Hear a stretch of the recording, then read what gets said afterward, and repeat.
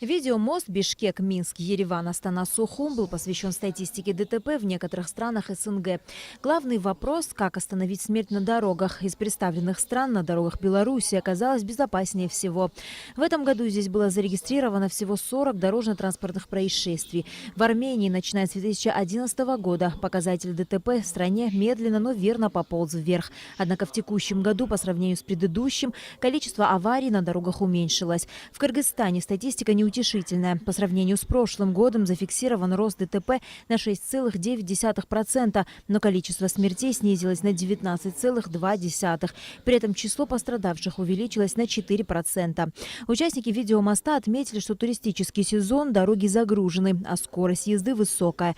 Зимой количество происшествий также увеличивается, однако они в основном не приводят к серьезным последствиям из-за низкой скорости передвижения транспортных средств.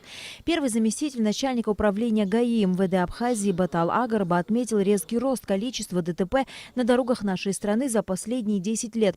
Агарба также назвал причины столь неутешительной статистики. Недостаточный уровень функционирования системы обеспечения безопасности дорожного движения. Второе – низкая дисциплина участников дорожного движения. Третье – постоянно возрастающая мобильность населения.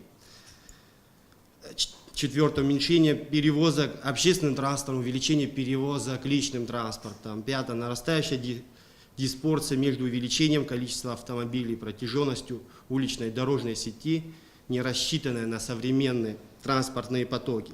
Участники видеомоста сошлись во мнении, что наиболее действенными мерами по предотвращению ДТП на дорогах, помимо совершенствования и развития системы подготовки водителей транспортных средств, являются также фото- и видеофиксаторы на дорогах. Они позволяют значительно снизить вероятность дорожно-транспортных происшествий и повысить ответственность участников дорожного движения.